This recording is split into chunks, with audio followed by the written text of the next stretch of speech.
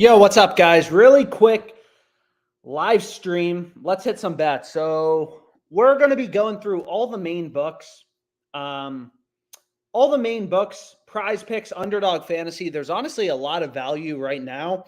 I don't even know where to start, but why don't we start here? Trevor Lawrence rushing attempts. Okay, so this will be the first play we lock in. We hit some bets earlier on the live stream on Fliff, but let's get into the NFL. So again, like I follow a very, very data-driven approach to my bets. Pretty simple. Like I don't think I can outsmart the sports books with my gut. That's what 99.9% of people do. And that's why most people lose money is they don't follow the data. They don't look for value in the market. You know, the first step to being a profitable sports bettor is you got to find value in the market. So you look at Trevor Lawrence over 3.5 rushing attempts. It seems like a kind of random bet, but hey, that's what we're going to be going with. First is you can see everything is baked into the market, right? Sharp action, injuries, lineup changes, weather, everything is baked into the odds that sports books are putting out, but all books set their own odds. So essentially, positive EV betting is just being like, okay, let's look through the market and let's zone in on the plays on sports books where we can actually find value. So the first one is Trevor Lawrence over 3.5 rushing attempts. Fliff has a max bet size of 250. These coins are fake money, so they don't mean anything. You want to be betting with Fliff cash. And this will be the first bet we can go with, whatever, add it to your bet tracker. But anyways, let's go to PrizePicks.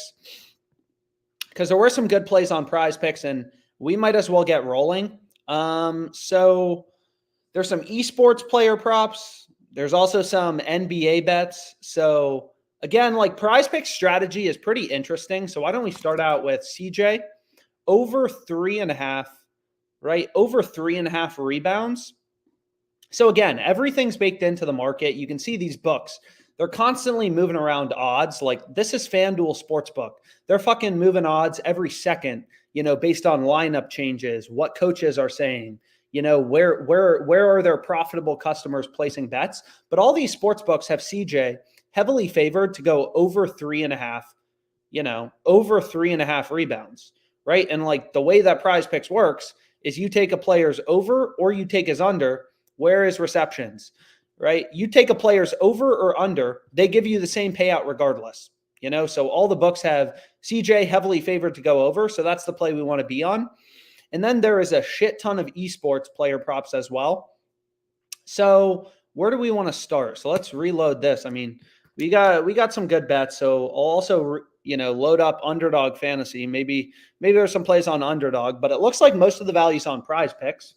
So esports, there's not as many data points. Like you think about the NBA, there's a shit ton of data points, right? DraftKings, Caesars, FanDuel, these are billion-dollar companies. They got sophisticated models. They're all telling us the same thing. CJ McCollum is heavily favored to go over. In esports, you don't really have as many data points. But hey, if we take a look here, there's just so many esports games that there's almost always opportunity, right? There's a lot of esports value in the market just because there's so many games. There's like 50 games a day, and these books don't know how to manage their lines. So you can see this first play. We got our boy Dav1G. PrizePicks has his line at 26. Best advice I got sports betting, treat every book like you're buying a stock, right? PrizePicks has this stock at $26. You can buy it. Underdog has it priced at 27.5. JockMKT has it at 28. These books are smart. They have sophisticated models. They're taking bets, moving around their lines based on where sharp action's coming in. These books aren't fucking stupid, right? It's not like there's anything the world knows that's not baked into the market. So long story short, there's value on this guy's over. So it's like, okay, we now got a good play there. We can load up ParlayPlay as well. Not a ton of value on Underdog. But then it's like, okay, what about this guy, Heap, 29? Like, there's always discrepancies in esports. It's pretty crazy. So the next play we got is Heap over 29. Let's take a look at our boy Heap. And it's going to be the same thing. PrizePicks is too low relative to the rest of the market. Granted, I get it. We only have 2 other data points. But hey, the optimal slip type on PrizePicks is whoa. So this play I'll skip over though. I mean, this is a good line discrepancy, 2-2. PrizePicks has his headshot line at 14, Underdog's at 16, but you only have 2 data points. Like, ideally there's more data points, right? More data points, the better. But anyways, let's reload this. And we already have a play, so we're not going to be able to take shine. So again, the way that Underdog works, or sorry, PrizePicks, you can't play players from the same team in CSGO. So we're not going to be, so we'll take this play because it's, you know, whatever, it's higher up, a little bit better. But what we can do is we can, you know, ideally find one more pick to go with, Esports play, and then we'll have a nice little 3-pick entry. So we have, you know, how do we feel about this? We could even make a little 6-pick entry. It doesn't really matter. So on PrizePicks, the optimal slip type, so like in this case, PrizePicks is too high, 32, 30 and a half, 30. But we could play it's kind of up to us. I mean, we could play a 3-pick, we could play a 5-pick. We could also play a 6-pick. It honestly doesn't really matter, but let's just play a 5-pick. So we got a little 5-pick. Again, anyone slamming shit for $500 on PrizePicks, they're not a good sports bettor, right? Like PrizePicks has me max limited to $25 per 5-pick flex play. You know, it's just kind of part of the game. That's what sucks about sports betting is you can make money. The strategy is pretty simple. Find value in the market, line discrepancies, stuff like that. It's kind of like, you know, being able to buy a stock at a 30% discount to what it's trading at in the market. If you could buy Facebook at $290, the fair price where supply and demand meet of all investors is $320. So obviously getting $290 would be a no-brainer. But what kind of sucks about sports betting is these books determine your max bet size, not you. Anyways, where do we want to go to next? So again, like lineup changes, injuries, like there's a lot of reasons these books are kind of moving around odds. Like Pinnacle is known to be the sharpest sports book out there. You know, you can see here, it's probably like, oh, like, you know, they're moving lines. Where's the sharp action coming in? What's happening? You know, like they have, all these books have Tyler Boyd, longest reception. They have him around, you know, minus 170 on Pinnacle, minus 170 on Bovada, you know. Again, like treat it like a stock, buying it at 135 when the average price across the rest of the market is 160. Like, you know, that's a no-brainer. So anyways, we can go here. And this can be the second play we lock in. Player longest reception. And again, like, you know, sometimes these bets with value, it's not necessarily where you would expect. So what did we want? We wanted Tyler Boyd under 16.5. And again, the max we're going to be able to bet on Fliff is 250. That's the max they have for any play. So it's like, okay, we got our second pick. We have this play on Trevor Lawrence. You know, these plays are lower profit margin, under 40 points. We got some early value for, you know, the NFL kind of coming out, but we can skip over that for a sec. And let's go back to PrizePicks. So let's go back to PrizePicks and we can see if there's any other plays we want to go with. We kind of cleared out the value from Fliff. Again, I try to focus, like Fliff is PrizePicks, Underdog. They're legal basically everywhere. There's good bets on FanDuel.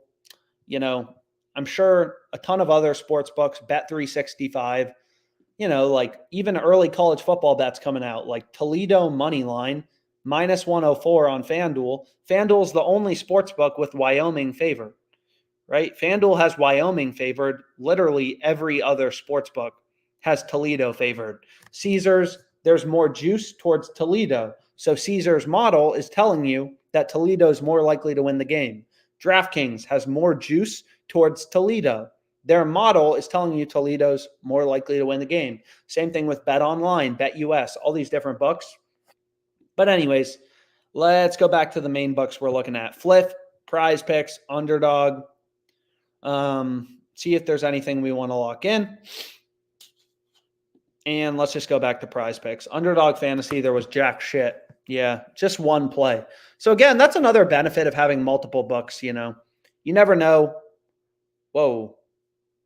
Looks like a lot of these plays went away. One play, I mean, maybe a little controversial, but is Travis no rushing touchdown. So again, like there's a difference between touchdown and rushing touchdown. So if you look at, you know, Travis, he's favored to score a touchdown because obviously he can get receiving touchdowns as well. Or actually, no, he's not. He's a minus 140 favorite to go under to not have a touchdown. But if you look at rushing touchdowns, you can see he's an even bigger favorite, minus 175. So he's a big favorite to not score a touchdown. And, obviously Fliff isn't necessarily the end all be all. You can look at the betting exchanges too. This is a betting exchange in Europe. It's the biggest betting exchange actually in the world. And you can see he's heavily favored to not score a touchdown. And this is rushing touchdown. I mean, we're getting his rushing touchdown, which is crazy. And you can see he's, a lot of people like to look at these last 5 grabs. Again, everything's baked into the market. So I wouldn't put too much weight in it, to say the least.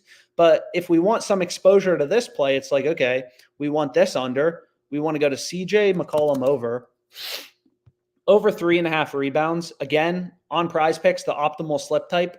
And we won't take T. Higgins under, right? It doesn't make sense to pair, a Bengals player under and Travis Etienne under. That would be, kind of negatively correlated. So what we can do is we're just like, okay, let's find some CS2 plays to go with.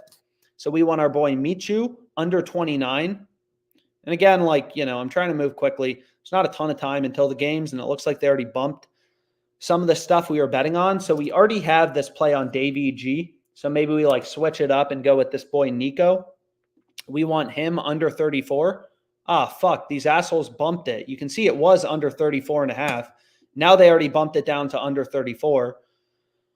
So again, did they already bump the other play too?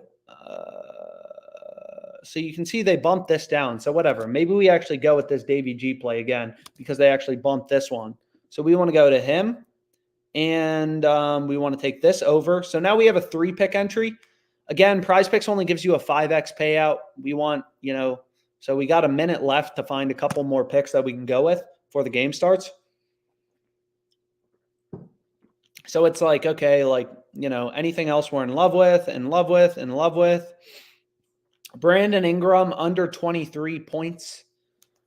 Whoa.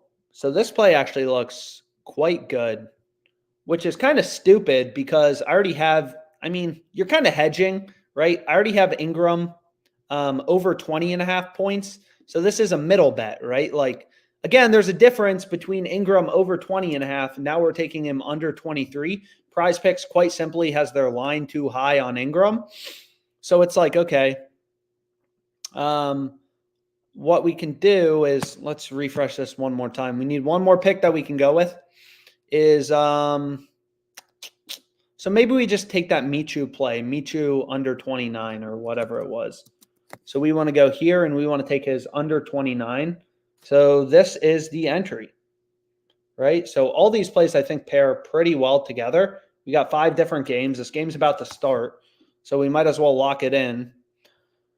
And, let's see how that looks. So there we go, right? ETN, no rushing touchdown. Obviously going to be a controversial pick. I get it. We got CJ McCollum over, Brandon Ingram under 23 points. So again, if you just look at, so whatever, here's the full play. And if you just look at Brandon Ingram, it's like, okay, whoa, this play is also available on Underdog Fantasy, but it's like FanDuel has his line at 22.5 with the under favored. Fliff has his line at 21.5. So again, as a sports bettor, all these books have sophisticated models. You want to put some weight into their odds where they have line set. All these other books have them at 21.5, right? So we got value on his over 20.5. Now I'm kind of hedging, taking his under 23. And again, Brandon Ingram, he's not going to have 0 points. His line is centered around 21 points.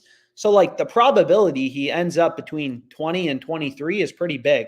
He's not going to have 0 points. He's not going to have 100 points. So those points, where a player's line is centered around are pretty impactful. So I guess we kind of put on a middle bet, which I don't know how I feel about, but hopefully Brandon Ingram has exactly, 22 points or 21 points or even 23 points, because then we'll push on PrizePicks. So anyways, Underdog, ParlayPlay, anything we're in love with. On ParlayPlay, the optimal slip type are 7-pick entries.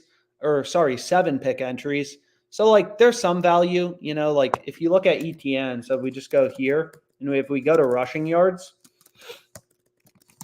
you know, we can take a look here at Travis. And, you know, the game basically started. They have him at 69.5. All the other books have him at 64.5. Whatever. Game already started. Fuck it. Anyways, let's go here and let's refresh. Any other last minute plays on Fliff? No, not really. So we locked in this play on PrizePicks, this play on PrizePicks.